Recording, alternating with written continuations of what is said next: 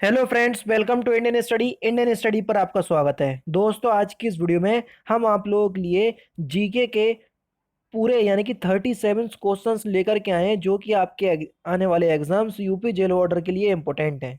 दोस्तों, जैसा कि आप सभी लोग जानते हैं, पिछले कुछ दिनों में मैं लाइक का टारगेट आप लोगों को प्रोवाइड करवा रहा हूं कि दोस्तों प्लीज़ अगर वीडियो अच्छी लगे तो इस वीडियो को 500 लाइक तक जरूर पहुंचाइए, क्योंकि आपके 1 लाख लाइक से ही मुझे मोटिवेशन मिलता है ताकि आगे चलकर मैं इससे अच्छे और इंटरेस्टिंग वीडियो आप लोगों को प्रोवाइड करवा सकूं। तो चलिए दोस्तों, स्टार्ट करते हैं और देख लेते हैं पहला क्वेश्चन। पहला क्वेश्चन आपके सामने कि महावीर या वर्धमान महावीर ने परिनिर्वाण प्राप्त किया कहाँ पर, ये हमसे पूछा गया है। तो देखो, वर्धमान महावीर ने परिनिर्वाण कहाँ प्राप्त किया था, तो सही आंसर हो जाएगा पावानगर में। ये उत्तर प्रदेश का एक नगर है, पावानगर। और ये कहाँ पर है? उत्तर प्रदेश के कुशीनगर जिले में है। कहाँ पर? कुशीनगर जिले में है। समझ रहे? तो यानी कि पहला ऑप्शन जो हो जाएगा वो बिल्कुल करेक्ट हो जाएगा। और दीपावली के दिन ही महावीर स्वामी ने क्या किया था? अपने शरीर का त्याग कर महापरिनिर्वाण लिया था। यानी कि पहला ऑप्शन आपका बिल्कुल करेक्ट हो जाएगा। नेक्स्ट क्वेश्चन के भारत सरकार ने एयर इंडिया की कितने प्रतिशत हिस्सेदारी बेचने की घोषणा की है? तो फिलहाल तो ऑप्शंस के हिसाब से 76% आपका बिल्कुल सही आंसर हो जाएगा, लेकिन अब पूरा 100% की हिस्सेदारी बेचने की घोषणा कर दी है। तो आपका 100% बिल्कुल सही ऑप्शंस होगा प्रेजेंट आंकड़ों के अनुसार। समझ रहे?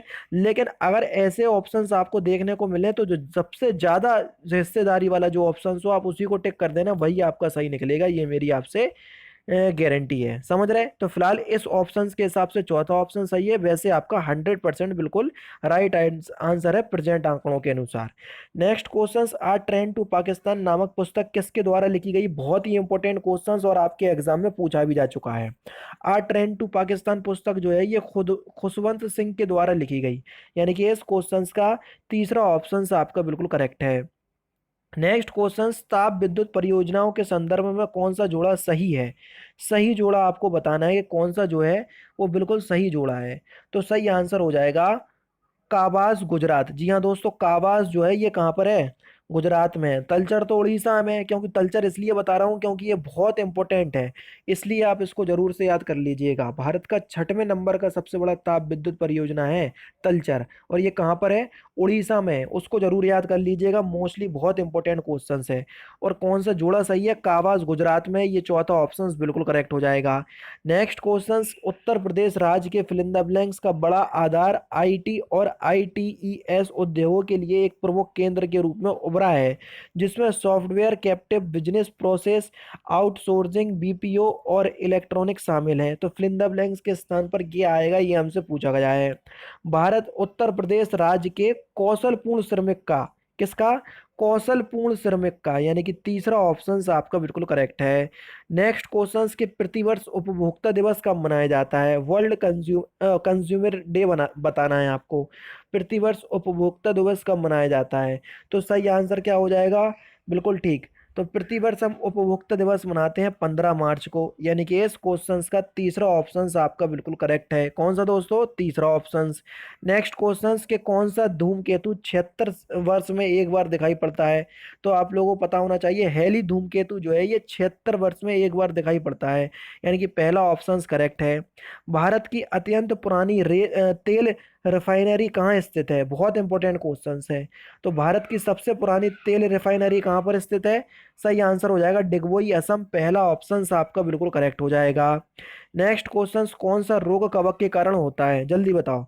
देखो, पोलियो तो होता नहीं है, हैजा तो होता नहीं है, चौथा त्वचा का प्रदाह।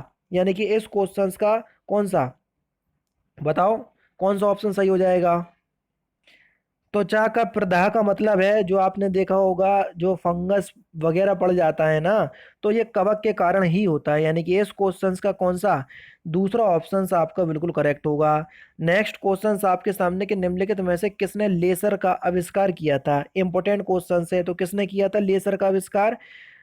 थियोडोर मेमन ने। यानी कि इस क्वेश्चंस का कौन सा, पहला ऑप्शन बिल्कुल करेक्ट है। जून 2018 में तुर्की के राष्ट्रपति फिलिंदा ब्लैंक्स फिर से चुनाव में जीते और तुर्की के इतिहास में सबसे शक्तिशाली राष्ट्रपति हैं। कौन? उनका नाम हमसे पूछा गया है। तो उनका नाम क्या है? रिसेप तैयप अर्देगन, यानी कि इस क्वेश्चंस का दूसरा ऑप्शन आपका बिल्कुल करेक्ट है। और इम्पोर्टेंट क्वेश्चंस हैं क्योंकि ये सबसे शक्तिशाली राष्ट्रपति हैं इतिहास में तुर्की के, इसलिए ये क्वेश्चंस आपको देखने को मिल रहा है। बाबर ने तुझी के बाबरी नामक अपने संस्करण किस भाषा में लिखा? जल्दी बताओ। तो सही आंसर हो जाएगा तुजू के बाबरी, नाम से ही आपको पता चल रहा होगा ये तुर्की भाषा में है, यानी कि इस क्वेश्चंस का तीसरा ऑप्शन आपका बिल्कुल करेक्ट है। और जो तुजू के बाबरी है इसमें बाबर ने एक राजा यानी कि कृष्ण देव राय, जी हाँ दोस्तों, कृष्ण देव राय का वर्णन किया है, क्योंकि जब भारत में बाबर ने प्रवेश किया था तो दक्षिण भारत में एक ही बहुत महान शासक था, उसका नाम था कृष्ण देव राय, जिसके दरबार में अष्ट तेलुगु कवि भी थे। समझ रहे हैं? ये भी क्वेश्चन आपसे पूछा जाता है। तो कृष्ण देव राय का तुजू के बाबरी में क्या किया हुआ है? वर्णन किया हुआ है, क्योंकि बाबर ने ऐसा बोला है कि जब मैं भारत आया था तो पूरे भारत में एक ही सबसे शक्तिशाली शासक था, उसका नाम था कृष्ण देव राय। योजना आयोग यानी कि नीति आयोग का अध्यक्ष कौन होता था? पहले योजना आयोग था, अब नीति आयोग हो गया। नीति का फुल फॉर्म भी आपको पता होना चाहिए, national institution for transforming India. इसका अध्यक्ष कौन होता है? जो भी जिस समय उस देश का प्रधानमंत्री यानी कि भारत देश का प्रधानमंत्री हो, तो सही आंसर हो जाएगा प्रधानमंत्री। दूसरा ऑप्शन बिल्कुल करेक्ट है। प्रेजेंट टाइम में श्री माननीय नरेंद्र मोदी जी हैं, तो वो नीति आयोग के क्या होंगे? अध्यक्ष होंगे। निम्नलिखित में से कौन सा सौर परिवार से संबंधित नहीं है?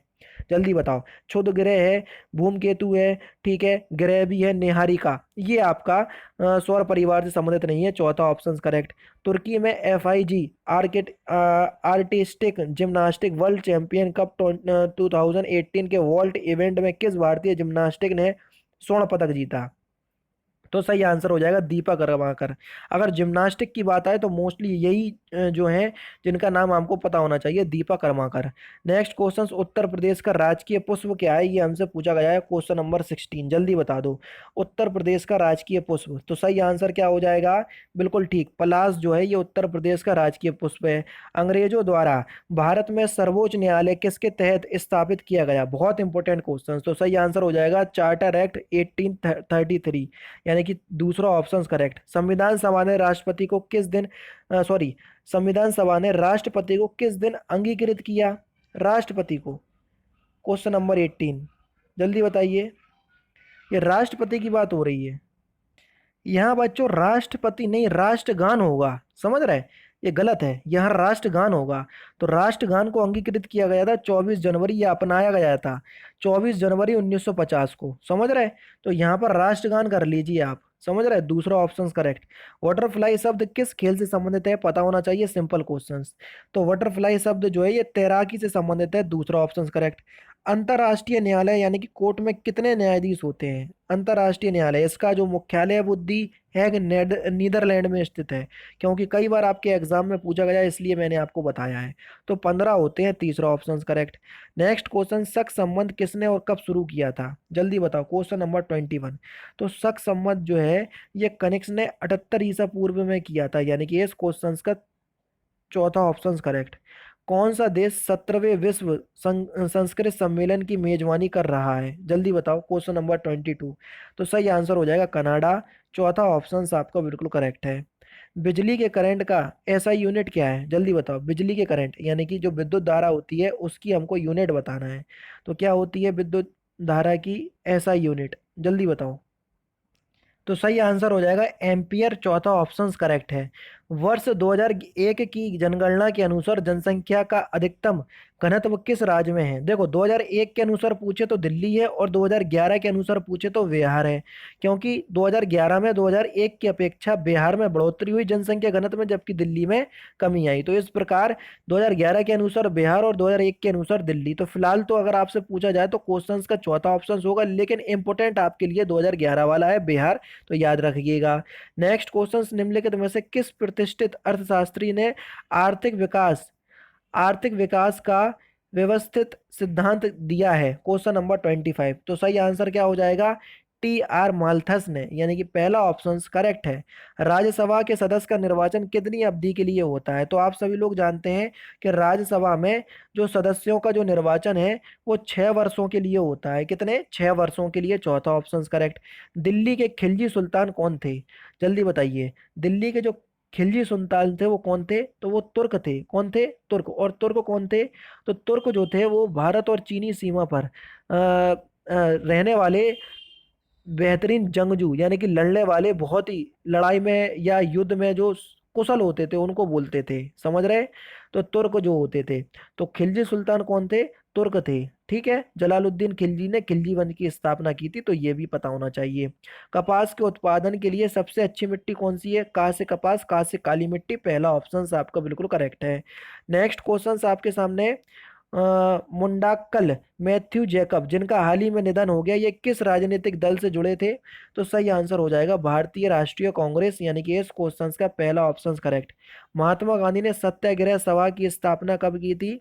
तो जल्दी बताओ, इंपॉर्टेंट क्वेश्चंस। तो सही आंसर हो जाएगा सत्याग्रह सभा की जो स्थापना है महात्मा गांधी ने फरवरी 1919 में की थी, तीसरा ऑप्शन करेक्ट हो जाएगा। नेक्स्ट क्वेश्चंस, भारत में राजनीतिक सुधारों के लिए आंदोलन शुरू करने वाले पहले भारतीय कौन थे? तो सही आंसर क्या हो जाएगा? राजा राम मोहन राय, दूसरा ऑप्शन आपका बिल्कुल करेक्ट है। लखनऊ में फिल इन द ब्लैंक्स क्षेत्रीय केंद्र प्रिंट मेकिंग, मूर्तिकला, मिट्टी के बर्तन और चित्रकला के विषय में कलाकारों को कार्य सुविधाएं प्रदान करने के लिए स्थापित किया गया है। तो सही आंसर क्या हो जाएगा? ललित कला अकादमी को, दूसरा ऑप्शन आपका बिल्कुल करेक्ट है। नेक्स्ट क्वेश्चन के, नई दिल्ली में आयोजित 52वें स्कॉच सम्मेलन में ई गवर्नेंस में उनके उल्लेखनीय काम के लिए निम्नलिखित में से किसको chief minister of the year पुरस्कार दिया गया? बहुत इंपॉर्टेंट क्वेश्चंस और आपके एग्जाम में पूछा भी जा चुका है ये। तो वसुंधरा राजे सिंधिया, ये राजस्थान की चीफ मिनिस्टर थी, चौथा ऑप्शन करेक्ट। नेक्स्ट क्वेश्चंस, 1866 में भारत के संदर्भ में चर्चा करने और भारतीय कल्याण को बढ़ावा देने के लिए ब्रिटिश सार्वजनिक अधिकारियों को प्रभावित करने के लिए लंदन में ईस्ट इंडिया एसोसिएशन का आयोजन किसने किया था? तो मोस्टली ये पूछा गया है आपसे कि ईस्ट इंडिया एसोसिएशन का आयोजन किसने किया था, वो भी लंदन में। तो सही आंसर हो जाएगा दादा भाई नौरोजी ने, पहला ऑप्शन आपका बिल्कुल करेक्ट है।